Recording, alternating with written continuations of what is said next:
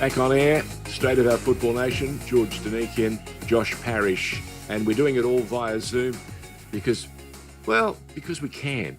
And the best part is we have the opportunity to go via Zoom again to catch up with the head of commercial and events at Football Australia. We're going to Sydney and catching up with a special guest. His name is Tom Rischbieth. Tom, welcome. You got some big news for us. It happened, was it a day or two ago?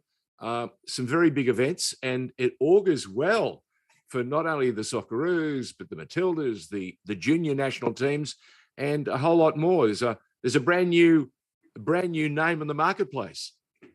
Yeah, thanks, George. Thanks, Josh. Thanks for having me again. Good to be chatting with you and all the FNR fans. Yeah, it's been a big week. Obviously, we had a good couple of games for the Combank Matildas knocking off the Kiwis, which was good. Got a little bit tense on Friday night up in town. You think? Which, just the story was we were just building the excitement for Tuesday, but that was all good. And then, yesterday we had a really great day. Really pleased to announce a new automotive partner of the national team. So Cupra, which is part of the Volkswagen Group internationally, they're a new brand coming to the Australian market. Officially, as of yesterday was the first day that they revealed the Cupra Formentor, which is one of their first vehicles hitting Australia. They're a really exciting brand. It's been pretty fun speaking with them over the last 5 or 6 months as they've been working around their launch strategy for the market. As I said, they've got a really strong foothold in Europe only after 4 years of coming to fruition. They're a partner of FC Barcelona. They're a partner of Extreme E electric race car championship, which is a super exciting format. And yeah, we're delighted that they've chosen the Socceroos, the Combank Matildas and our national teams as their first major partnership in Australia to make a big impact fast. I was just going to say, Tom, what's really exciting about this, especially for me, because I've watched how some of these major brands have attached themselves to major sporting events in Australia's calendar, and how they've all benefited. I remember Hyundai when half the marketplace didn't know how to pronounce the name, and I know there are some people who still struggle with it. But the truth of the matter is, look at the brand. Look at how the marketplace and how the branding evolved on so many different levels. A Hyundai car 20 years ago, 25 years ago was like you'd go, maybe, possibly, not so much. And then of course today is absolutely what's the latest Hyundai doing? And then of course Kia with its involvement when it arrived with tennis, people going, what's a Kia? And here we are now, brand new name. I've never heard of it before. It's Cupra. They're Spanish, and from a part of Europe that really does fashion, lifestyle, and fast. Whether it's football teams or whether it's some of their cars. So Cupra. When do we see the cars actually, other than the one you saw or the couple that you saw because of the opportunity to create an event? When are we likely to see? When can Joshua and I actually reach out and say, we want to have a look at, say, the Formentor? Great question, George. First, I'm going to have to take your name down and pass it on straight away because that's the impact we want the day after the announcement. Right. No, seriously, they'll be confirming those details in the next couple of weeks. The exciting thing is that they're sort of officially launching into the market mid-year. They'll be opening up pre-sales.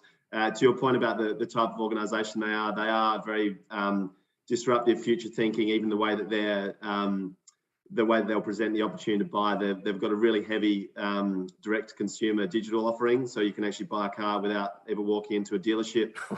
Really strong online presence, which is obviously the way of the future. But then even their what we'd call a dealership, if you like, they call garages, and their Cupra garages are very much sort of, I'd almost describe them as sort of fashion lounges with relatively minimalist in terms of cars. But then you can go in there and you can have a nice coffee, you can have some food. They're going to be hosting gastronomy events, music events, all in around their garages. So they're a big lifestyle brand, as you said, and that's something that we really see as an opportunity because, as everyone that listens to this knows, football is not just a sport, but it's fashion, it's music, it's lifestyle, it's culture, and this brand bleeds all that as well.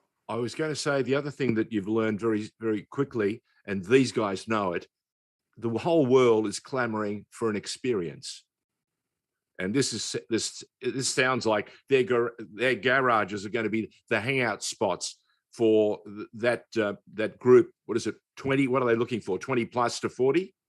Yeah, Male and female. And they talk about their people as the Cooper tribe. So again, yeah. there's good overlaps with football, as you can see. So we're really excited about what we can do with them. Again, we obviously want to help them push as many car sales as possible, and they're incredibly passionate about football fans, but also really passionate about pathways. What's been pretty exciting is, as I said, they're obviously going to be major partners of the Socceroos and the Combank Matildas, but they're also partners of the national youth teams, and that we send them our media information and releases as they come through, and they're really excited about what we're doing around legacy of the World Cup and other initiatives about growing the game. So yeah, we're really confident they're going to be a really helpful partner for football fans, for football administrators, for volunteers. And look, it's just a start now, but we enter these types of relationships hoping that they're super long term, and hopefully we'll look back on many years. And we've worked really well with Cooper. We've allowed them to come and enter the Australian market with success, and they've helped grow the game.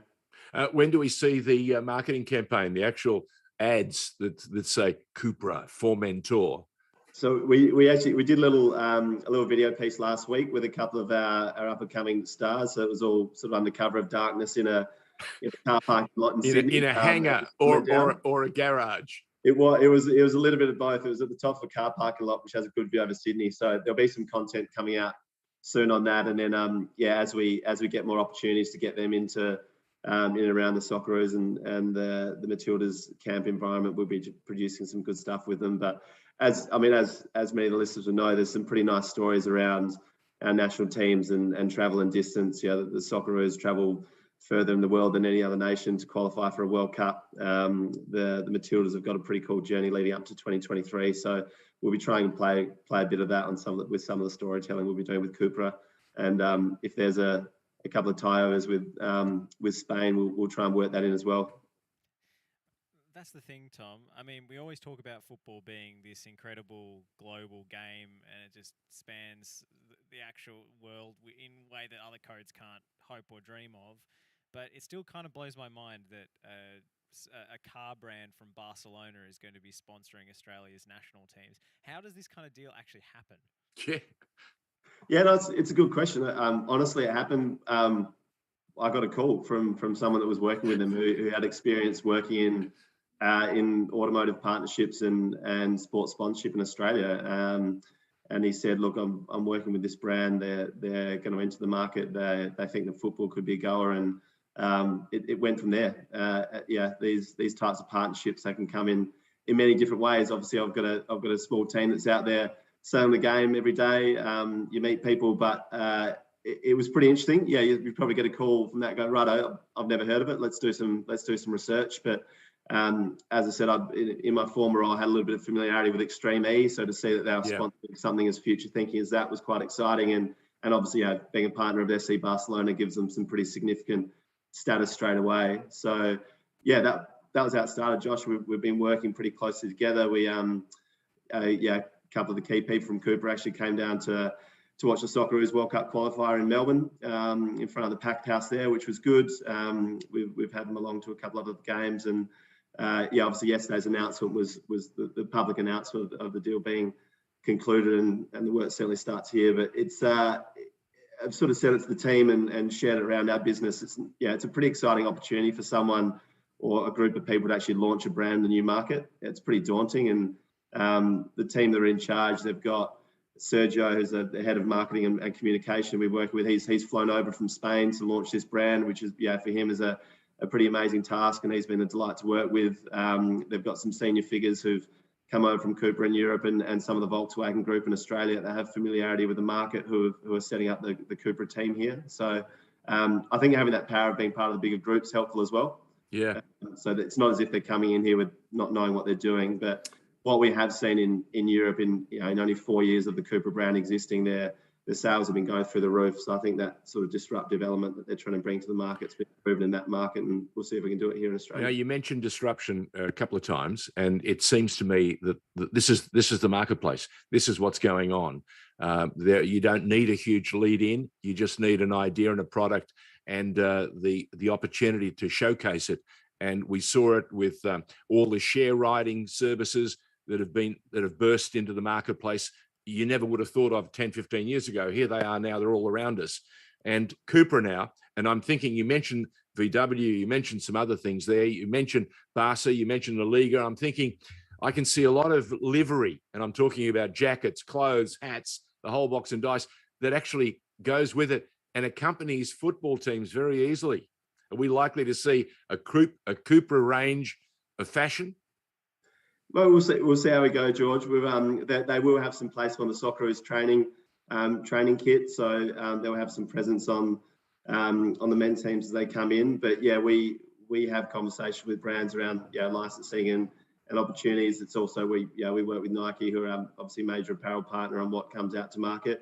The reality is that one of the challenges we've had is that the apparel and merchandise industry, similar to the car market, has been absolutely smashed by COVID lately. So one of the things we're actually experiencing, we're having supply issues with merchandise. So the merch has sort of been selling out at games, which has been great. But we've also got some fans who are a bit grumpy about us not having enough merchandise for sale. It's not for want of wanting to satisfy the fans. It's actually we're getting logged with issues with that suppliers are having all over the world. It's similar with the auto market. But look, yeah, George, we love. And I think everyone in football loves a collab. Everyone loves football gear. So we'll see where we get to with the Cupra guys. They're certainly down that type of angle. So fantastic. Okay, so we're looking mid-year for the launch and the arrival of the vehicles in Australia. It's Cupra, the new automotive partner for the game. Football Australia, very, very fortunate to grab a young brand, an exciting young brand. And it's not going to be just conventional vehicles. We're talking electric and hybrids.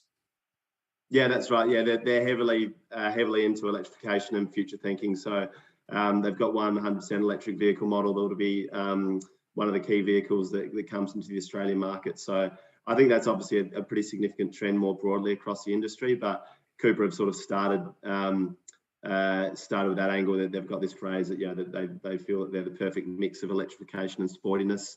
So there's people that know a lot more about cars than me, but they look pretty good. They sound pretty good. And we had a couple of our young Matildas and our CEO and Graham Arnold, who got to test it out yesterday. Static. They weren't allowed to drive it. Of course. They're not yet ready for the roads, but we had it parked outside the Pier 1. They need to be registered before you can use them on the roads. Right.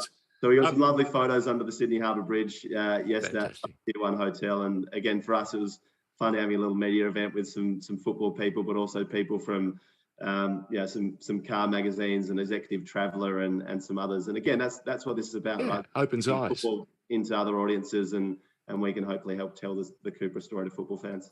We're talking to Tom Rischbieth via Zoom, who's in Sydney, head of operations, head of events, and more importantly, commercial operations, isn't it, Tom? Yeah, that's it, George. So we cover our broadcast relationships, sponsorships and partnerships. Speaking of broadcasting, I've got to cut you off there.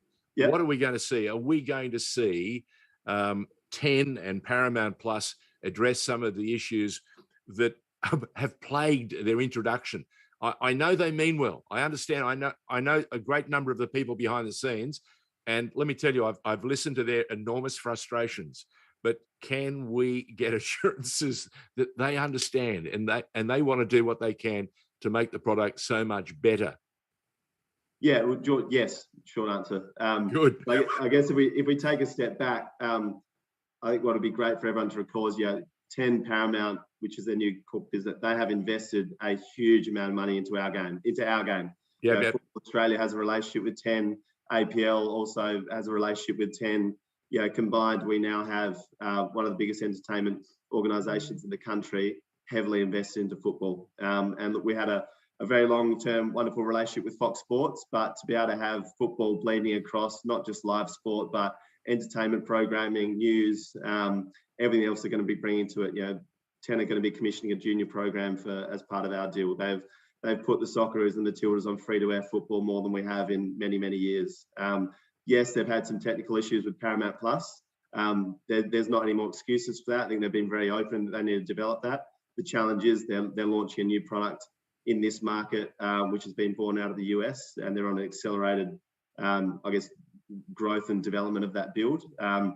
again, I'll go back. Yeah, when Amazon Prime first got the NFL rights in Canada, it failed. When Optus Sport had our World Cup rights in 2018, that failed.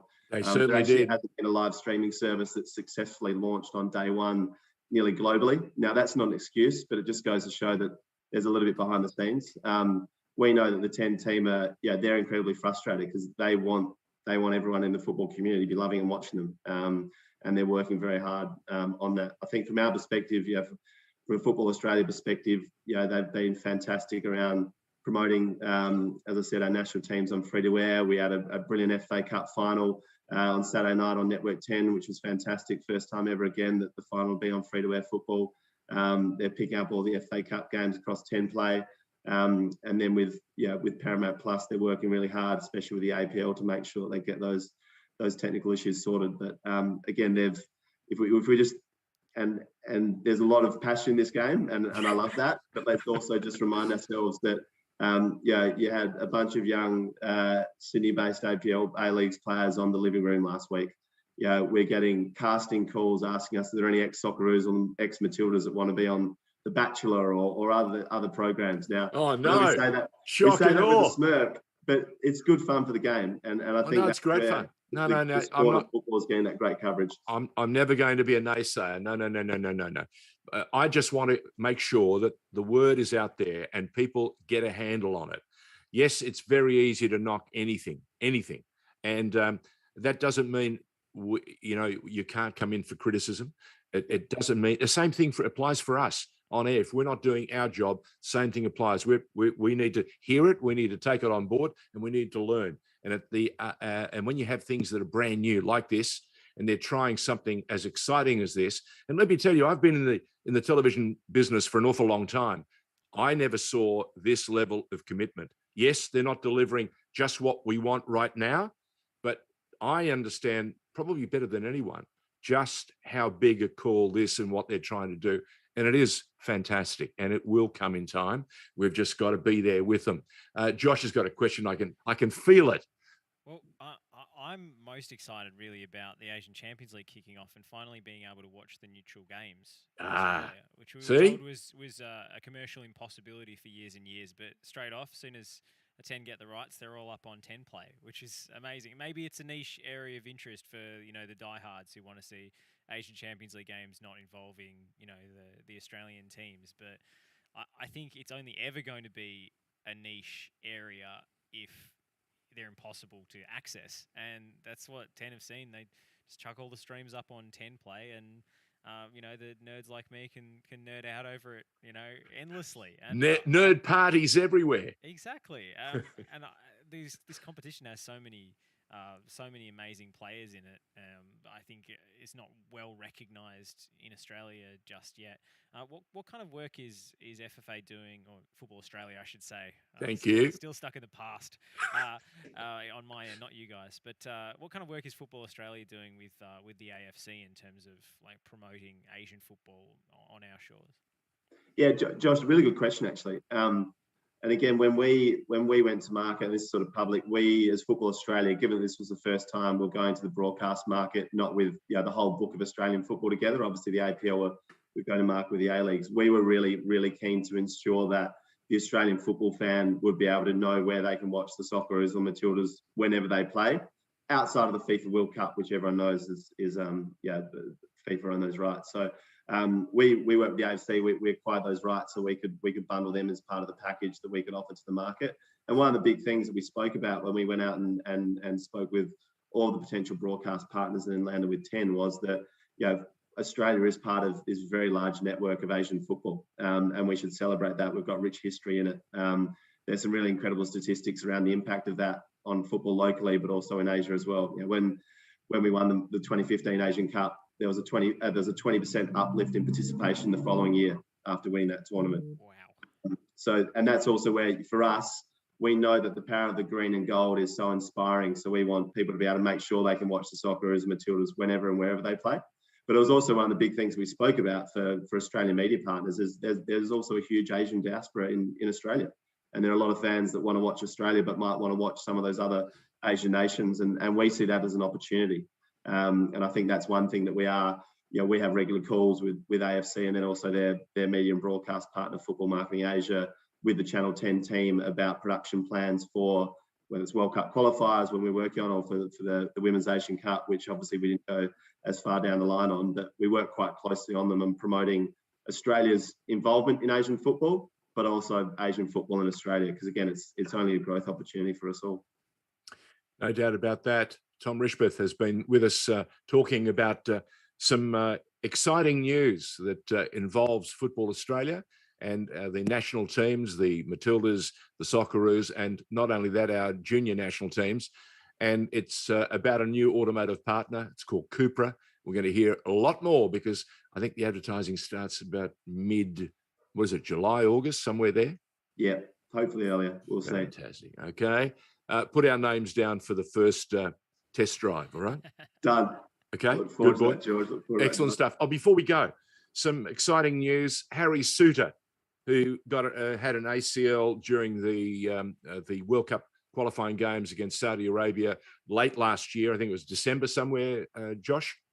Mm-hmm. He's back running. He's back running with Stoke City. That's got to be exciting news for you guys and for the whole team at Football Australia. Yeah, it is. Look, Harry is obviously such a big part of the team, and obviously a physical presence, but just he really brought some structure to the squad. And look, big knee injuries are horrible. We've had Harry go down, Chloe Lagazo, a few others. So it's great to see him up and back, up and about. Hopefully it gives the boys a bit of a kick in, and we've got a pretty exciting 6 weeks ahead before we head over to Doha to play the UAE. So it's a big few months ahead, and maybe vision of Harry looming again on the football pitch gets the guys a bit more. Casts a fabulous shadow, fabulous shadow, mate. It just hovers it's like King Kong coming. What I was going to say to you, he's just received the Dylan Tambidis award, which is of course named after a fabulous young man who left us way too early. Testicular cancer took him at 20.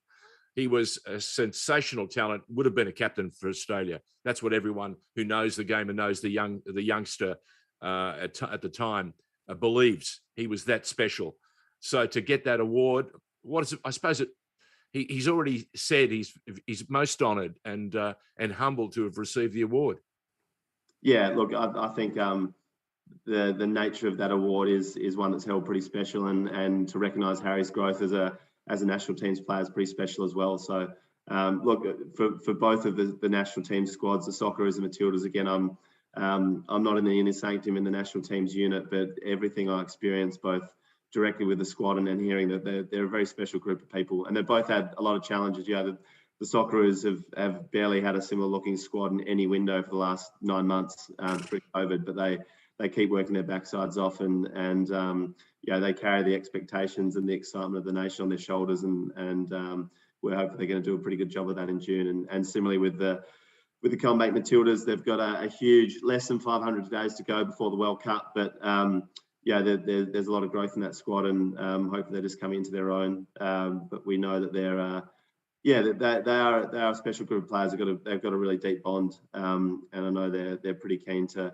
be successful on the pitch, but also actually just grow the game. And you might have seen some of the scenes after the game in Canberra on Tuesday night. The Matildas stuck around for nearly 90 minutes after the final whistle, signing signatures. There's no other sporting team in the world that does that. And it's actually incredible. And I'd been told about it when I joined Football Australia, and I joined as head of commercial and events, and I was one of the worst events people ever because we didn't have one for about 12 months. So we finally got some national teams.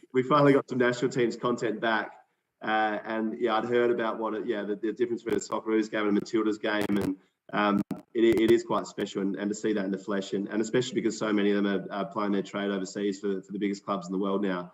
They cherish their time back in Australia. They haven't had much of a chance to interact with fans or family over the last 2 years because of COVID. But to see them, I mean, the lights, literally half of the sets of lights got turned off at the stadium in Canberra when they're still out there. We're chatting with venue management saying, come on, they're just signing a few more signatures. But again, it's hopefully that gets a few more boys and girls playing the game and loving the game and leaning into it. And ultimately, that's Tom, it was a cold Canberra night, and Alana Kennedy took off her jumper, her playing jumper. And before that, she took off this heavy coat that was keeping her warm, and she's taken the jersey off and given it to the young girl, and I think then proceeded to sign an autograph. I'm thinking, put your jacket on. It's bloody cold out there. But that's the level of commitment and support and involvement, which that shows you that they understand their role in the game. Yeah, no, you're right. It's quite funny. We're sort of watching them signing a few signatures, and some of them are taking their socks and boots off as they go up the game, and then running back in to get another jacket, and then running back out to sign the signatures. So there was a bit of back and forth, but they left a lot of the locals very, very happy, which was good. So yeah, we'll have them back in Australia in a few months' time, which would be great. So hopefully they can do it again.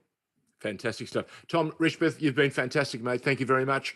Can we do this again on a sort of semi-regular basis to give the marketplace across Australia and across the world an understanding of what Football Australia is doing and what our partners are doing to push the game forward? Yeah, we'd love to, Josh. Thank you very much. As I said, thanks to you guys for growing the game. Thanks to everyone who listens. Yeah, I still count myself as relatively new. I started 2 years ago. COVID hit. I had 1 week in the office meeting everyone. Then at the end of that week, I was packing a desktop monitor and an office chair into the back of a maxi taxi going, what the hell is going on?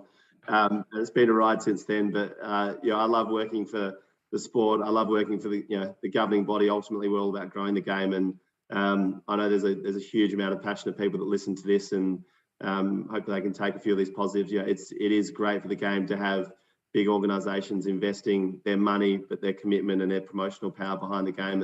It's what it needs, and hopefully we can keep supporting them, and the pie keeps growing for everyone. Good boy. Thanks, Tom. All the very best. Look after yourself. Tom Rischbieth taking us on a journey and giving us a sense of some of the news, the pretty exciting news. Josh, what did you make of that? I thought that was brilliant.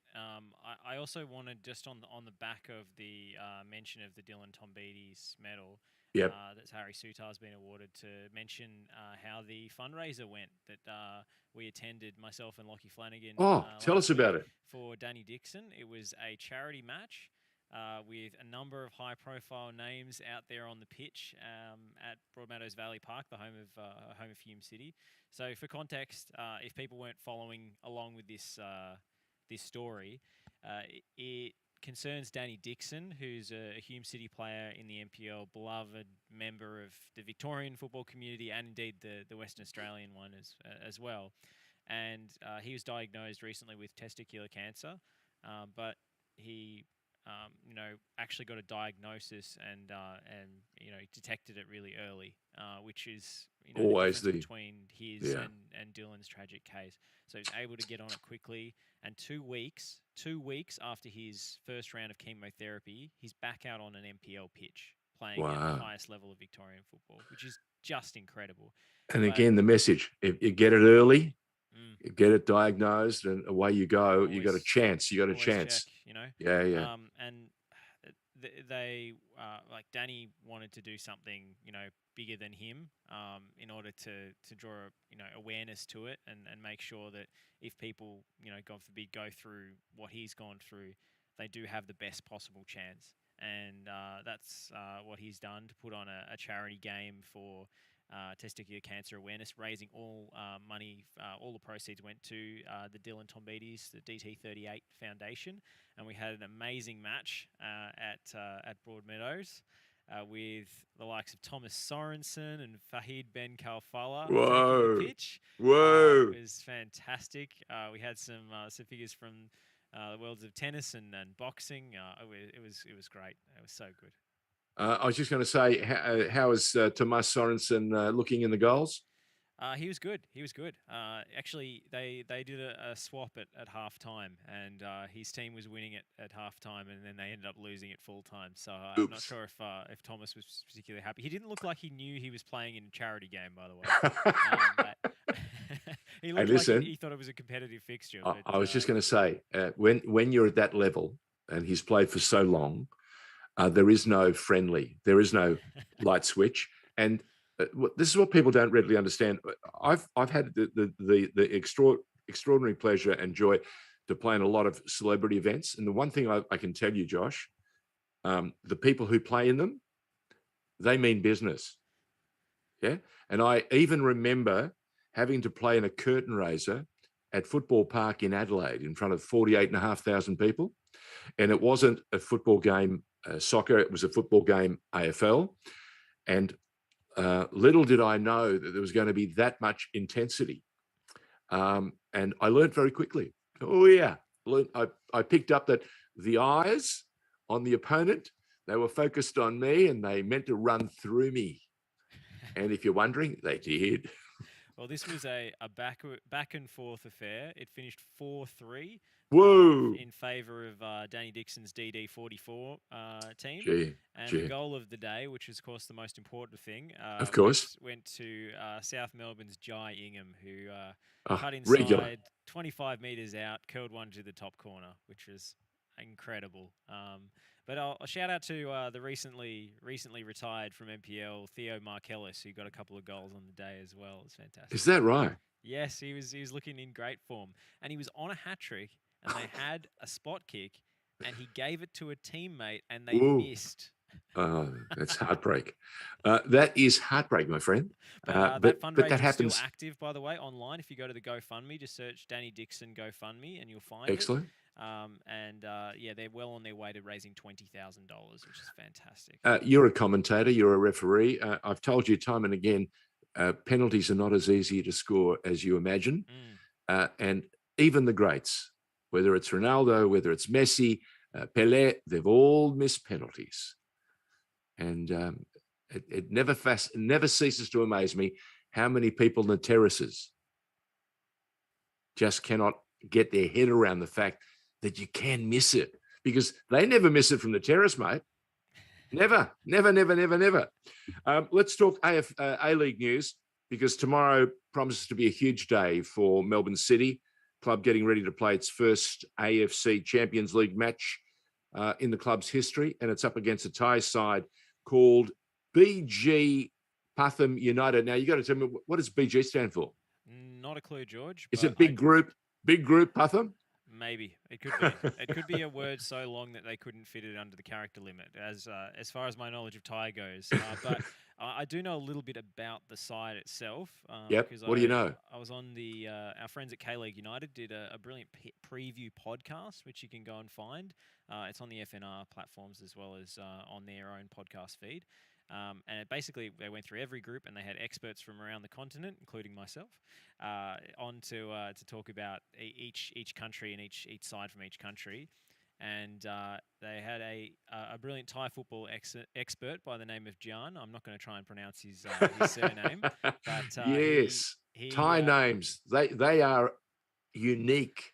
Let's put it that way. The founder of Thai League Central, which is a great account, and he was talking about BG Pathum United as a team capable of brilliance, but most often capable of shooting themselves in the foot on the biggest occasion.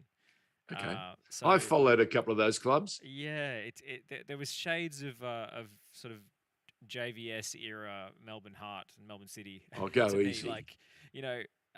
Like the attacking football, they are a pretty adventurous side usually. I don't know if they'll adapt their game plan against Melbourne City. It might be wise to.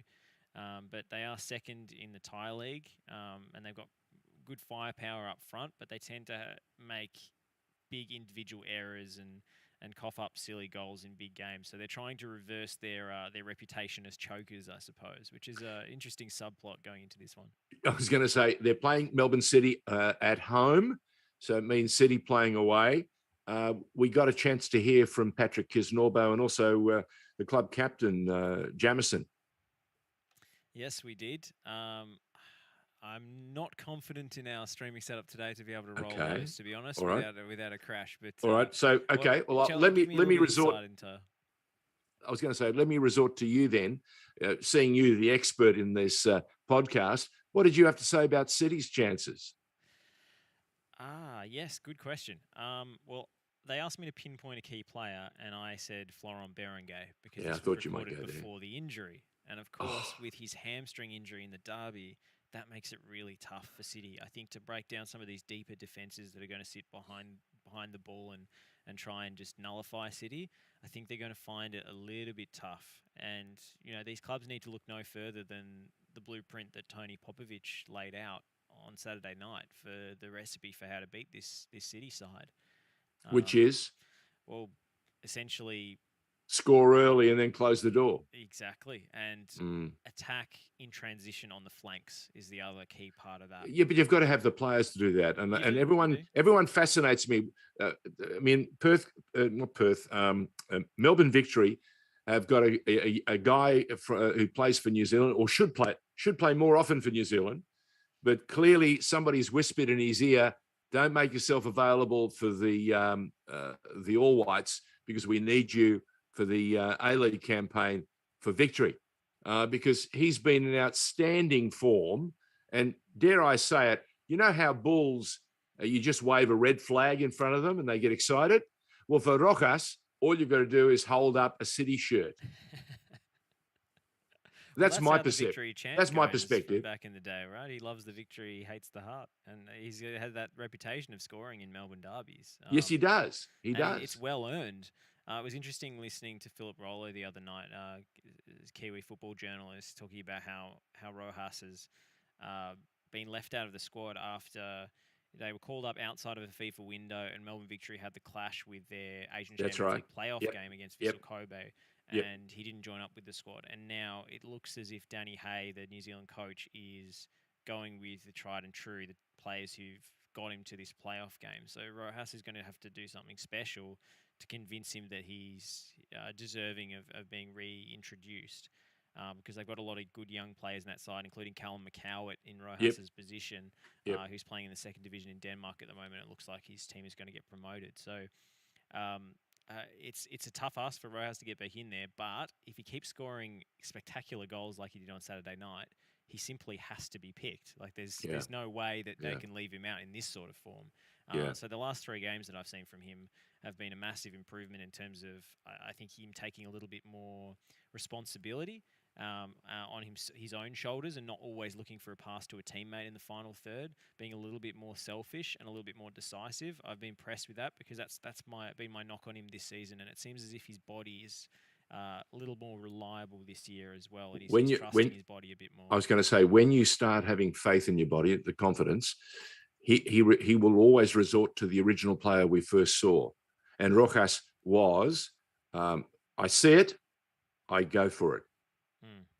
You remember? That's what he burst on the scene and excited everybody with. If you were in the opposition, you kept going, "Oh no, he's made the move," and you knew what he was going to do. Well, he's back to that sort of form, or pretty close to it. And I wasn't surprised by the result. I was very disappointed to see an injury, because they're the sorts of things, as we saw this morning. Manchester City playing against Atleti, 2 key players, Kevin De Bruyne and Kyle Walker, both missing. They've got a big game on the weekend. FA Cup final. No, semi-final, isn't it? Semi-final. It's the Liverpool rematch just a week after we had it. Wasn't that a breathtaking game, the Liverpool-Manchester City match? It was, and I thought Liverpool played poorly in the first half, and they played poorly in the first half because they weren't allowed to assert themselves. In the second half, they got a little bit better at that because they got an early goal. And it's the old story. The goals tend to just play their own role in any what are we talking about? Plot in a game. You score a goal, you can change the momentum in a milli breath. It's amazing, and they did it. Liverpool at times during that match looked like they were going to score every time they went forward, even if Correct. Manchester City were probably the better team. Yeah. But have we?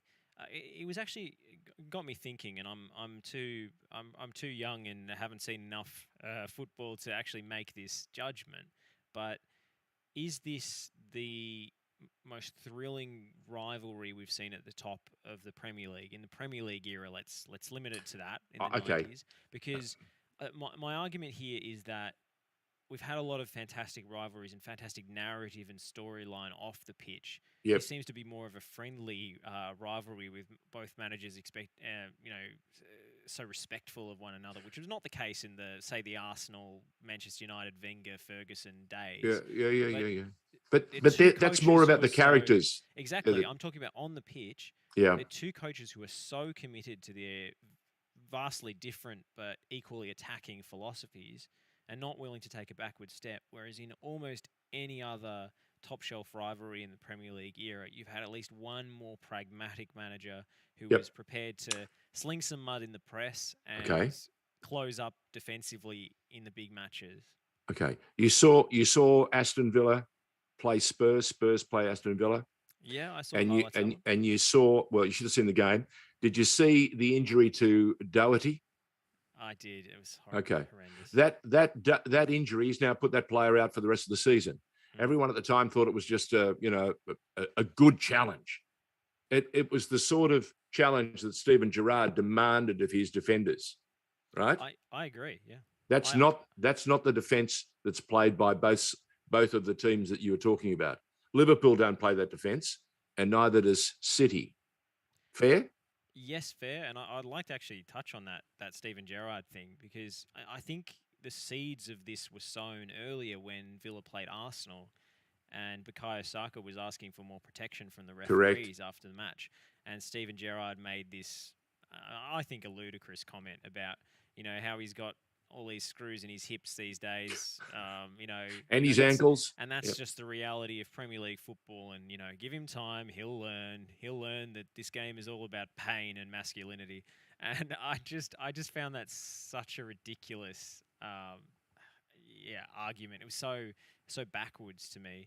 And I think Bukayo Saka was probably right in what he was asking for, after that game, because Villa play. I mean, they're not terrible to watch when they have the ball, but they're pretty aggressive and negative, and the challenges that they're putting in, encouraged by their manager, are pretty dangerous, really. And I don't think we've seen the kind of disciplinary action. Well, Gerrard played that football. Gerrard played that level of football all his life, and I was not surprised to see it, but I knew straight away as soon as Doherty went down, and he played. Remember, he played for another 10, 15 minutes, and he's basically done medial ligaments. So he should have been off the pitch straight away. But the guy wanted to play on. He felt that he was obligated to the team. And here's a classic situation of where the sporting science team has got to come on and go, no, you're off. Yeah. So anyway, amazing football, amazing things going on. To me, what is your assessment? Who would City throw in in the role of a Florian Berenguer? Who is best suited to play that role? There isn't anyone really, is there? There's not, and there are similar types, but not one like Florian. No, there's no one like him who gets between the lines in the same way. Correct. I mean, there's Tilio. But he's more of a winger who's being forced to play inside because of the other players in the squad. I'm excited to see what they can extract from Tsubasa Endo, who's the player they've specifically signed for the Champions League. But having looked at his highlights and his CV, he seems to be more of a winger as well. And this squad is overloaded with wingers.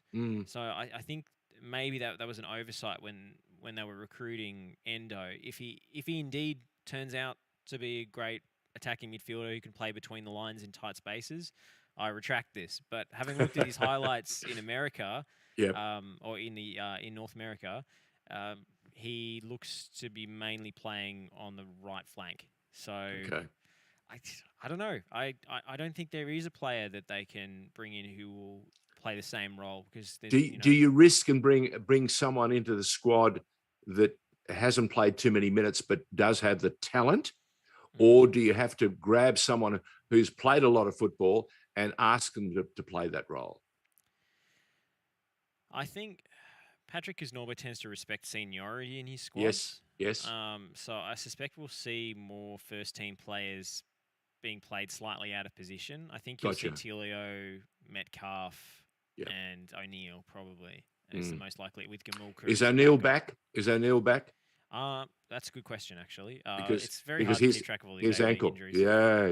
Well, it'll be Griffiths or Gamulka or one of these guys in the holding role. And young Boss has made quite a reputation. Young Jordan Boss. I wonder whether they can accommodate him and Scott Jamieson in the same lineup. That's the issue. Does he play, because he can't really play out wide on the left? Yeah. I mean, these are the questions. Can you shoehorn a youngster like Boss to play a particular role and let the captain play his game?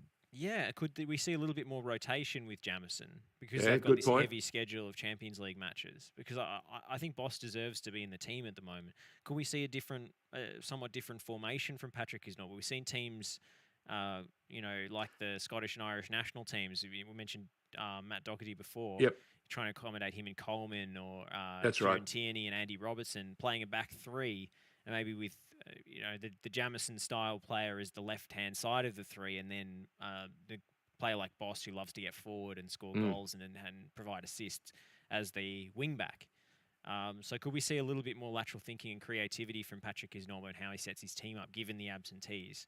He hasn't struck me as a particularly flexible coach. That doesn't make him a bad coach. It just means that he tends to stick to the game plan. And I would like to see a little bit more creativity with him in the way he sets his teams up, especially given the absences that they're dealing with.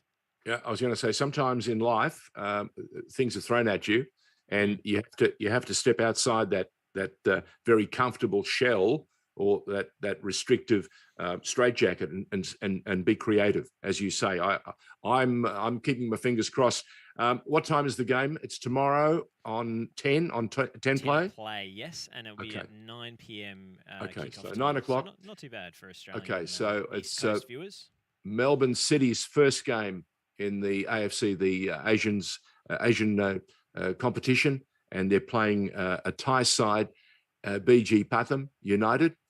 It'll be most interesting, and let's keep our fingers crossed. Speaking of fingers crossed, priority, by the way, George, a massive priority for the City Football Group to do well in this competition. Oh, absolutely. We're not going to see the kind of rotated sides that we've seen from other A-League teams in the past to sort of disrespecting the Champions League. That's one thing I'm excited about, is that City see the true potential of this competition and the true value of success in it, even if it comes at the expense of their A-League campaign when they come back in terms of fatigue and injuries. So I'm excited to see them play, and I think the draw that they've been given with a Thai team, a Filipino side, and a Korean side, which is in the second division because they won the cup but also got relegated, which is extraordinary. That's the kindest draw for an Asian Champions League group stage that I think an Australian team has ever been given. So City have the best possible chance. All right. Lecky, is he someone you could throw in and do a betting gear? I don't think so. Okay. I just think he's just a thought. Direct. Before we go, I've got to tell you, there's some very excited New Zealanders. Their fans, called the Yellow Fever, are very excited because, wait for it, 322 days after the Wellington Phoenix last played in New Zealand. They might as well have been on Venus, George. They're back. They're back. Can you believe it? Wellington Phoenix are going home. It's so good. I mean, I'm expecting, 15, 20,000. It's going to be fantastic. You know what I'm expecting?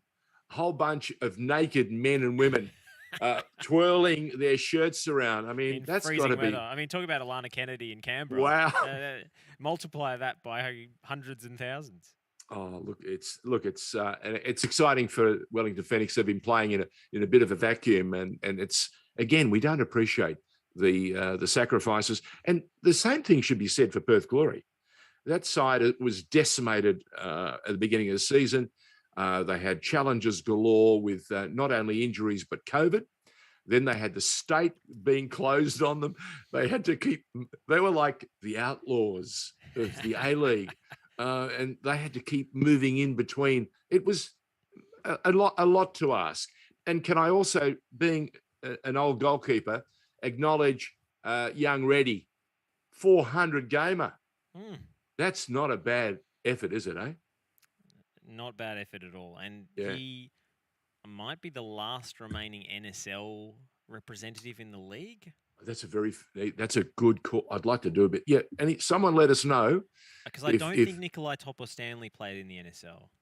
He would be the other one, but he's obviously just broken the games record. But it's just a great effort. He is the son of a gun. He's the son of Rod Reddy, who was a rugby league legend for the Kangaroos and St George in Sydney. What a star he was, and to think that his son has carved out his own career in his own sport, and he's shown enormous longevity. And and I can remember one of the golden moments of my watching of Reddy was when he was beaten by Orlando Engelar from about 54 metres when he chipped him in his first game for what was soon to become Melbourne City, but was Melbourne Heart. You can't do that to him. You can't bring up the time he was chipped from 40 metres. No, it wasn't 40. It was nearly 58 metres. Okay, all right. I've got a good Liam Reddy memory. Go on. The penalty shootout between Adelaide and Perth. Yep. Where he took the best penalty I've ever seen. The goalkeeper took it. Right. I don't know. He nailed it in the corner. It was a rising shot into the roof of the net, right in the top right corner, and he took it untouchable, much like you would take an attempt at a field goal in rugby league.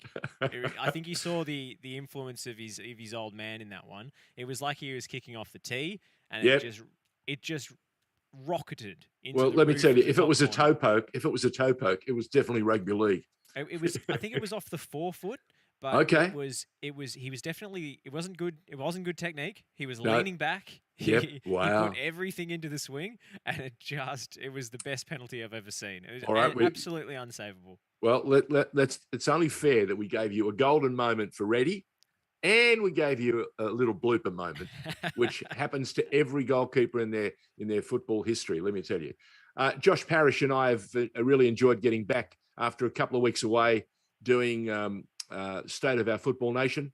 Some tremendous news. It's been a really interesting hour catching up on some interesting developments in the game.